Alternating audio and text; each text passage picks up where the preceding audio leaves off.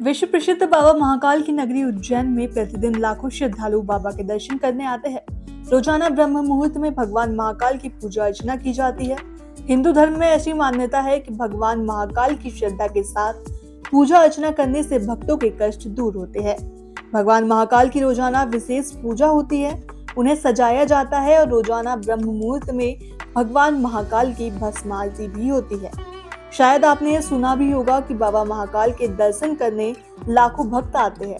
भगवान महाकाल की भस्म आरती में शामिल होना प्रत्येक भक्त का सपना होता है। भगवान महाकाल को लेकर कई कहानियां आज भी प्रचलित हैं। आपने ये भी सुना होगा कि भगवान महाकाल की भस्म आरती चिता की ताजी राख से की जाती है। आइए आज हम आपको भगवान महाकाल की भस्म आरती का सच बताते हैं।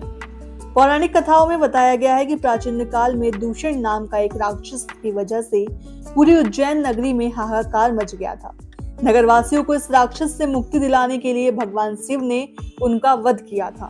फिर गांव वालों ने भोले बाबा से यहीं बस जाने का आग्रह किया। तब से भगवान शिव महाकाल के रूप में वहां बस गए। शिव ने दूषण को भस्म किया और फिर उसकी राख से अपना श्रृंगार किया। इसी वजह से इस मंदिर का नाम महाकालेश्वर रख दिया गया और शिवलिंग की भस्म से आरती की जाने लगी। खास बात यह है कि महादेव के सिर्फ इसी ज्योतिर्लिंग में भस्म आरती होती है, जो कि शमशान की राख से बनाई जाती है।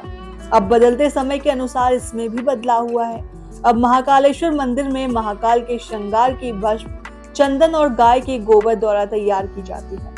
कुछ किंवदंतियों के अनुसार ऐसी भी मान्यता है कि बहुत साल पहले महाकालेश्वर मंदिर की आरती में जो भस्म इस्तेमाल होती थी वह शमशान घाट से लाई जाती थी।